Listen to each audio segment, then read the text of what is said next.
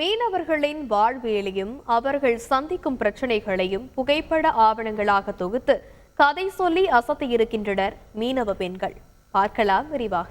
மீனவர்களின் துயரையும் அவர்களின் வழியையும் பார்க்க மறந்த இந்த சமுதாயத்தை கேமராவால் படம் பிடித்து காட்டி திரும்பி பார்க்க வைத்திருக்கின்றனர் மீனவ பெண்கள் 16 பேர். தமிழகத்தின் நாகப்பட்டினத்தைச் சேர்ந்த 8 மீனவ பெண்களும் ஒடிசாவைச் சேர்ந்த 8 மீனவ பெண்களும் இணைந்து ஒரு குழுவாக இயங்கி வருவது ஆச்சரியத்தின் உச்சம்.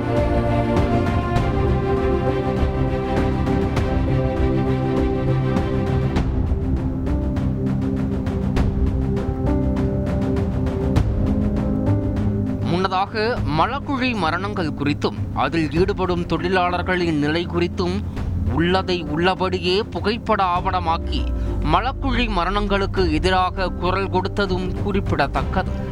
இந்நிலையில் தற்போது இவர்களின் வெளிச்சம் மீனவர்களின் பக்கம் விழுந்திருக்கிறது. நான் ஒரு மீனவ பெண். நான் மீனவ சமுதாயம் சார்ந்து பெண்கள் மீன் விற்பனைக்கு போகிறவங்களுக்கான சரியான அங்கீகாரம் கிடைக்கணும்னு சொல்லிட்டு அவங்களுடைய வாழ்வியல் சூழல்களை நாங்கள் புகைப்படமாக வெளிப்படுத்தியிருக்கேன். அது எதற்காகனா அவங்க மீன் விற்பனைக்கு போகும்போதும் திரும்பி வீட்டுக்கு வரும்போதும் பேருந்துகள்லையும் சரி மற்ற இடங்கள்லையும் சரி அவங்களுக்கு மதிப்பு கொடுக்கணும், அவங்க பிரச்சனை இல்லாமல் நல்லபடியாக போய் மீன் விற்பனை பண்ணிட்டு வரணும் அப்படின்றத நாங்கள் காட்சிப்படுத்தியிருக்கிறோம். அவங்க எடுத்து வர கூடைகளை ஏற்றுறதுக்கு அருவருப்பு படுறது, பஸ் அவங்க நிற்கிற இடத்துல நிப்பாட்டாமல் தள்ளி நிப்பாட்டுறது. மீனவர்களை பேருந்தில் ஏற்க மறுக்கும் தற்கால சமூகத்தின் அவலத்தை தோலுரிக்கும் இவர்கள் அடுத்த கட்டமாக மீனவர்களின் வாழ்க்கையையும் அவர்களின் வலிமிகுந்த வாழ்வியல் சூழலையும் படமாக்கவிருக்கிறார்கள்.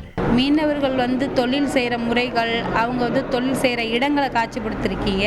ஒரு மீனவன் எந்த அளவுக்கு அவனுக்கு வழிகள் இருக்கும், கடல் தொழிலுக்கு செல்லும்போது அந்த கடல் மேலே அவனுக்கு என்னென்ன வழிகள் அவன் சந்திப்பான், அவன் எப்படியெல்லாம் என்ஜாய் பண்ணி அந்த மீனை பிடிப்பான், எப்படி ஒரு பாட்டு மூலியமாக இப்போ விவசாயம் பார்க்குறவங்க ஒரு பாடல் பாடிட்டு இது பண்ணுவாங்க இல்லையா, அது மாதிரி மீனவ சமூகத்தில் எந்த மாதிரியான பாடல்கள் பாடி அவங்க சந்தோஷமாக அந்த வேலையை பார்ப்பாங்க. அப்புறம் அவன் திரும்பி வீட்டுக்கு வரும்போது அவன் மனைவி பிள்ளைகளோட எப்படி சந்தோஷமாக இருப்பான், இந்த குடும்பத்தை எப்படி ஒரு அன்பாக கொண்டுட்டு போவான் அப்படின்றத நீங்கள் அவனை இன்னும் படுத்தணும் அப்படின்னு எங்ககிட்ட ஒரு விருப்பமாக கேட்டிருக்காங்க. நாங்கள் அடுத்து வர நாட்களில் அதை நாங்கள் செய்யலாம் அப்படின்ற ஒரு பிளானில் இருக்கோம். கடின உழைக்கும் மக்களுக்கு உரிய அங்கீகாரம் கிடைக்காததன் வெளிப்பாடே இந்த புகைப்படங்களின் ஆவண தொகுப்பு என்கின்றன. முன்னாடியே எனக்கு ஃபோட்டோ எடுக்கிறதுல பெருசாக இன்ட்ரெஸ்டே இருக்காது, செல்ஃபி எடுக்க கூட எனக்கு அவ்வளோவா இன்ட்ரெஸ்டே இருக்காது. கேமரா எனக்கு கையில் கொடுத்தப்போ அது ரொம்ப ஒரு ப்ரீசியஸான மூமெண்ட்டாக இருந்துச்சு.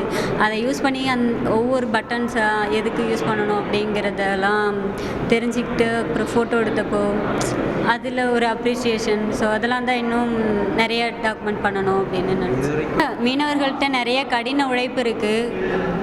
மீனவர்களுக்கான ஒரு இதுவே அங்கே இருந்ததில்லை, ஒரு முழுமையான ஒரு இதுவே இருந்ததில்லை.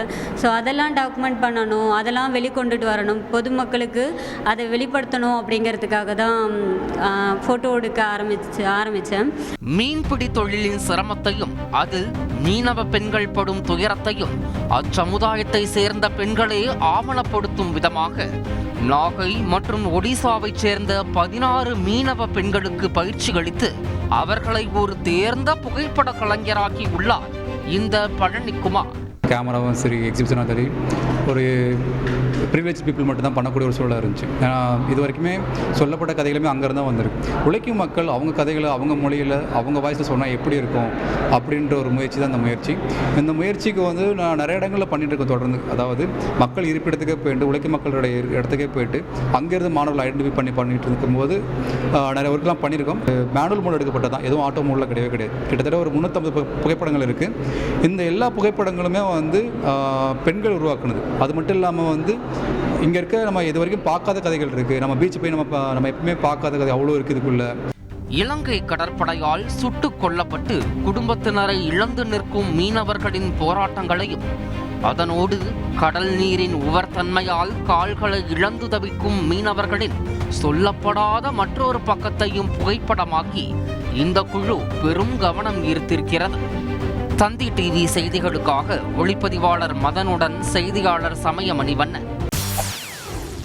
செய்திகளை உடனுக்குடன் தெரிந்து கொள்ள உடனே சப்ஸ்கிரைப் பண்ணுங்க.